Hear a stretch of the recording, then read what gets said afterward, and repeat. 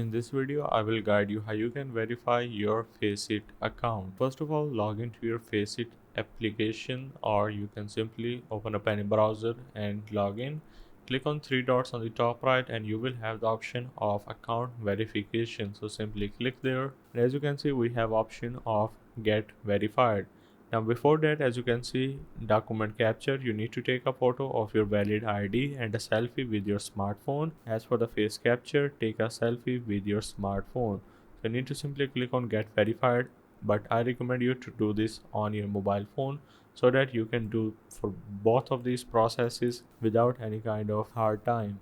So simply click on get verified and you just need to follow the on-screen instructions and click on agree, and then you just need to select I have an actual ID, or if it is your main account, you need to make sure to select any one of these options accordingly, and then you need to make sure to provide each and every details. Then you need to wait for a few hours or maybe 24 hours in order to get verified completely on your Faceit. Hope this helped. This is how you can verify Faceit account.